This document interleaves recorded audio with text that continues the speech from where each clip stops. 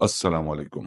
Bold Bachchan पे खुशामदीद। Channel को like तो आपने किया वही होगा मेरा ख्याल है, और सब्सक्राइब भी किया होगा, लेकिन वीडियो शेयर करेंगे जब व्हाट्सएप पे दूसरों से, अगर आपको पसंद है तो फिर उससे हमारी सब्सक्रिप्शन बढ़ती है और हमारे व्यूज बढ़ते हैं, तो हम बेहतर वीडियोस बना सकते हैं। अच्छा, इस जो सब्जेक्ट है, जाहिर है कि पाकिस्तान में हर एक को, चाहे वो किसी ओहदे पर हो या किसी ओहदे पर ना हो, आम लोग हों, सरकारी मुलाजिम हों, सियासी जो भी नुमाइंदगान हैं, ओहदेदारान हैं, वो हों, हर एक को अभी भी मशहूर होने का बहुत शौक है। तो एक साहब थे, एक दफ़ा हम उनका इंटरव्यू करने गए, बहुत साल पहले की बात है, कोई 25 साल पहले। तो वो इंटरव्यू के मतलब वो बहुत ज़्यादा मशहूर आदमी थे और उनको सब जानते थे, सदारती दमका बराए हम हुस्न कारकर्दगी, और दुनिया में हर कोई उनको जानता था, पाकिस्तान में भी सब कोई जानते थे।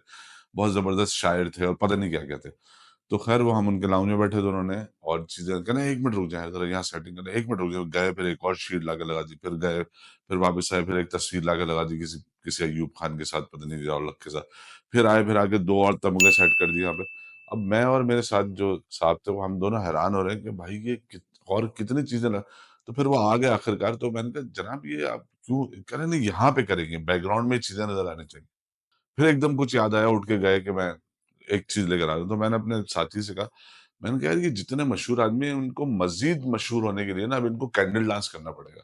क्योंकि ये आम हालात में मतलब और कित एक आदमी सैचुरेशन पॉइंट पे आ जाता है ना, तो हमारे यहाँ लोग अभी भी शोहरत के भूखे हैं। वो एक ज़माना था जब पीटीवी पे अनाउंसर आती थी और उसके बाद वो अनाउंसर जो थी, वो टाइटल पे छपती थी रिसालों के, डाइजेस्टों के, भाई एक नई अनाउंसर आ गई है, फलानी अनाउंसर आ गई है। उनके इंटरव्यू छपते थे कि जी मैंने कराची यूनिवर्सिटी से ये पढ़ा और ये, और लोग उनको फॉलो करते थे मैगजीन्स के थ्रू, और उस तरफ मतलब जाके उनके बारे में जानने की कोशिश करते थे। तो या कोई छोटा सा रोल किसी ड्रामे में मिल गया, बजिया के ड्रामे में या हसीन नमून के ड्रामे में, तो वो उस आदमी की लाइफ बन जाती थी, वो मतलब आलमी मशहूर हो जाता था। अभी लोग ऑलरेडी मशहूर हुए हुए लोगों को में ये भूख जो जागी है, ये रीसेंट वाक़या इस तरह हुआ है कि एक पोस्ट मैंने देखी जिसमें एक आर्टिकल था अखबार का, और उसकी इमेज को शेयर किया हुआ था फेसबुक के ऊपर कि जनाब ये एक कोई साहब है, मुझे तो नाम भी याद नहीं रहा उनका बेचारों का, जो भी है, और उनकी फ़ोटोशॉप की हुई तस्वीर, मतलब मुझे यकीन है कि जब उनसे जाके, क्योंकि ये जो छोटे शहरों में बड़े अखबारों के नुमाइंदे होते हैं ना, उनसे जब आप मिलते हैं ना जाके, तो आपको अंदाज़ा होता है कि यार जिस तरह हमारी कौमी एयरलाइन का स्टाफ एक बिल्कुल अलग दुनिया की मखलूक है, ये लोग भी अलग दुनिया की मखलूक हैं। तो वहाँ पे मतलब उन्होंने एक तस्वीर छापी हुई थी, एक आर्टिकल था, एक मकामी से अखबार का कोई मकामी सा एडिटर था और उसकी कोई मकामी सी कवरेज थी। बहुत ही मतलब जो उस तरह के अखबार होते हैं ना, जिनको सिर्फ़ वो लोग जानते हैं जो उस अखबार में काम काम करते हैं, हॉकर्स को भी नहीं पता होता कि इस नाम का कोई अखबार है। उसमें उनकी तस्वीर आर्टिकल छपा हुआ था कि पाकिस्तानी नोट पर उर्दू की गलतियाँ इन्होंने निकाली हैं साहब ने, बहुत ही ज़बरदस्त ये उर्दू दान है, और इन्होंने जो है ना गलतियाँ नहीं, खानेवाल के कोई साहब हैं। ख़ैर वो होंगे अपनी दानिश में, उन्होंने अटेम्प्ट की होगी, मैं उनकी नीयत पे शक नहीं कर रहा। लेकिन बज़ाहिर जो लग रहा है एक्ट, उससे लग ये रहा है कि उन्होंने अपने आप को मशहूर करवाने के लिए, मज़ीद मशहूर करवाने के लिए, खानेवाल में तो बहुत मशहूर होंगे। वफाकी मुहतसिब ने केस दायर किया। उनका कहना है कि इमला की गलतियों का केस फरवरी 2023 में दायर किया था। केस की समातों के दौरान दलाइल मैंने खुद दी। उन्होंने वो तस्वीर, मतलब तस्वीर एक तो बाकायदा फोटोग्राफर से खींची हुई है, जो स्टूडियो वाले होते हैं। उसके बाद फ़ोटोशॉप पे किसी लड़के ने बैठ के 6-7 घंटे में फ़ोटो फिनिशिंग उसकी की है, क्योंकि वो जिस तरह का इस तरह की शक्ल होती नहीं किसी की। ख़ैर, जो उसमें निशानदेही है, अब उसके ऊपर लोग बात करना शुरू हो गए, और उस पर लोगों ने जो उन्होंने लिखा है, उसकी ऑडियो करके और कोई दूसरी वीडियो लगा के और वो कंटेंट बनाने शुरू हो गए। भाई, मुझे चंद सवालों के जवाब दे दें।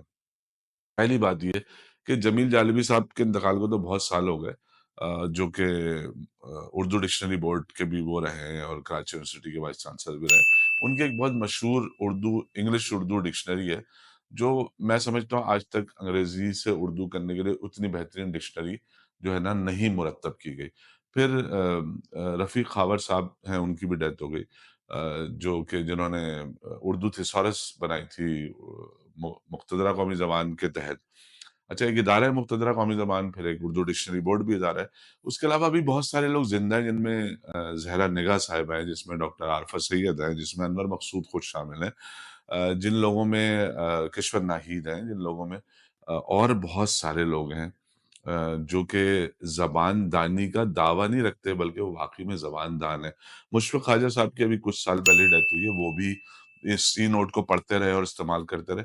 इन सारे लोगों की नज़रों से ये गलतियाँ नहीं गुज़री, वो भाई साहब जो खानेवाल में बड़े ज़बरदस्त उन्होंने जो है गलतियाँ पॉइंट भाई आपने फिर मैंने एक और 1-2 वीडियोज़ और देखी, उसमें एक साहब ने वर्टिकल थी वो मेरे ख्याल है टिकटॉक की थी।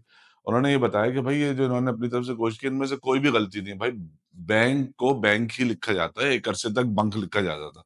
बंक का मतलब होता है क्लास बंक करना मतलब भाग जाना, छोड़ देना स्कूल से भाग के कुछ और तफरी-वफरी करना इसको बंक कहते हैं। जब आप उर्दू में अंग्रेज़ी लिखते हैं ना तो वो पुराना ज़माना खत्म हो गया जिसमें बंक लिखा जाता था, अब बैंक ही लिखा जाता है। और ये जो आपने उसमें एक और चीज़ उन्होंने पॉइंट आउट की कि हामिले हाज़ा को हामिले नोट-ए हाज़ा को पता नहीं इस तरह की कुछ होने भाई इस तरह की तो आप ये उर्दू की गलतियाँ पॉइंट आउट नहीं कर रहे, आप ये कॉपीराइटिंग की गलतियाँ पॉइंट आउट कर रहे हैं और इसकी जगह 5 और लाइनें मैं बता देता हूँ वो हो सकती हैं। इसकी जगह कुछ और भी हो सकता है। एक चीज़ जिस पे लिखा हुआ है हामिले हाज़ा को मुतालबे पर अदा करेगा। ये एक लीगल लाइन है और इस लीगल लाइन का मतलब ये है कि हामिले हाज़ा का मतलब हाज़ा वो नोट है, तो उसको मज़ीद नोट मेंशन करना, हामिले हाज़ा कागज़ के बने हुए नोट को हामिले हाज़ा सिक्योरिटी प्रिंटिंग कॉर्पोरेशन के छपे हुए जारी करदा स्टेट बैंक के नोट को मुतालबे पर अदा करेगा और तफसील डाल दें उसके अंदर नोट के वालिद साहब का नाम भी लिख दें, उसका बे फॉर्म भी लगा दें। भाई इस तरह नहीं लिखा जाता और दूसरी बात है ये वाले जितने एतराज़ात हैं, इन तमाम एतराज़ात को मैंने बखूबी गौर से समझने की कोशिश की कि भाई ये एतराज़ है भी, ये उर्दू की गलती है भी या नहीं है। तो पता ही चला कि एक सस्ती शोहरत की ख़्वाहिश के तहत ये काम किया गया और बड़े वसूख से उस आर्टिकल में लिखा गया कि ये सिफ़ारिशात स्टेट बैंक को पहुँचा दी गई है और स्टेट बैंक ने कहा है कि आइंदा हम जो है नोटों में सब तस्हीह करके और ये कर लेंगे। भाई ये बिल्कुल इस तरह की बात है कि यूसुफ़ी साहब की किताब है ज़र-गुज़श्त, उसमें एक कैरेक्टर थे जो कि बहुत ही ड्रामा किस्म के कैरेक्टर थे। तो निहास पाशा कुंजू, तो वो एक दफ़ा गायब हो गए 1 हफ़्ते के लिए बगैर बताए। अब ये बात मैं कर रहा हूँ 1948 की, यानी जो उनकी किताब में 48 का ज़माना लिखा हुआ है, सन 50 से पहले की बात है।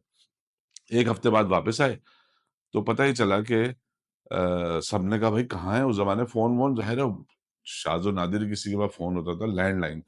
तो सबने घेर लिया कि बताएँ क्या हुआ था? कहने लगे बहुत ही मरागमाना अंदाज़ में उन्होंने फरमाया कि मैं मलीर के बागात में चिल्ला खींच रहा था और मैंने पता नहीं 6 दिन या 7 दिन एक टाँग पे खड़े होके चिल्ला खींचा और मैं खजूर खाता जाता था और जब मैं गुठली थूकता था, तो गुठली जहाँ गिरती थी वहाँ एक कदावर पीपल का दरख्त उग जाता था और पीपल के दरख्त के ऊपर एक फव्वारा जारी हो जाता था और हर फव्वारे के गिर्द एक नीले रंग का तोता जो है चक्कर लगाने लगता था। तो यूसुफ़ी साहब ने लिखा कि हमारे मुँह से निकल गया नीले रंग का तोता? हैरत से मतलब। तो जो खान साहब चौकीदार थे उन्होंने कहा वो बदबख्त बाकी चीज़ें कौन-सी साइंस के हिसाब से हो रही हैं जो तुझे तोते के रंग पे ऐतराज़ हो रहा है। तो बात ये है कि पाकिस्तान में बाकी सारी चीज़ें जो ठीक लिखी हुई हैं और बाकी सारी जितनी तहरीरें सरकारी और गैर सरकारी हैं, उनकी उर्दू सही हो गई। जो ये नोट का ख़्याल आ गया भाई साहब को, भाई एक जगह लिखा होता है, एक जगह क्या हज़ारों जगह पाकिस्तान में लिखा हुआ होता है। लाहौर, कराची, इस्लामाबाद, मुल्तान, फैसलाबाद, साहिवाल किसी भी शहर में। तैयार देगें ऑर्डर पर नहीं तैयार देगें हाँ, तैयार देगें ऑर्डर पर तैयार की जाती हैं। भाई जब देगें तैयार हैं तो ऑर्डर पे क्यों तैयार की जाती है? इस जुमले का मतलब समझा सकता है कोई? एक और जुमला मैंने बहुत जगह लिखा देखा हर जगह पाकिस्तान में, जहाँ रेलवे फाटक होता है। फाटक देर से खुलने की शिकायत रजिस्टर में दर्ज कराएँ, जो कि फाटक वाले के पास है। इसका क्या मतलब है भाई? इसके अलावा ये तो मैंने 2 मिसालें दी हैं, बहुत ही मतलब थकी हुई मिसालें। आप ज़रा जाके और जगह देखना ऐसी-ऐसी फ़ुज़ूल गुफ्तगू और ऐसे-ऐसे फ़ुज़ूल इमलाजात देखने और पढ़ने को मिलते हैं वो किसी को नज़र नहीं आ रहा है, भाई को नोट नज़र आ गया। मतलब यार कोई और भी तरीका है आप और मतलब कैंडल डांस के बारे में सोचें और चीज़ों के बारे में सोचें। वो मुँह में पेट्रोल डाल के भूं करते हैं, वो इस तरह की कोई चीज़ करने मतलब शोहरत के लिए तो बहुत सारे लोग बहुत कुछ करते हैं पाकिस्तान में।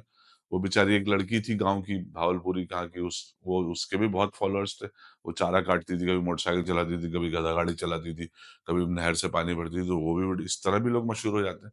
तो मतलब क्यों श मशहूर क्यों होना है भाई? अल्लाह हाफ़िज़।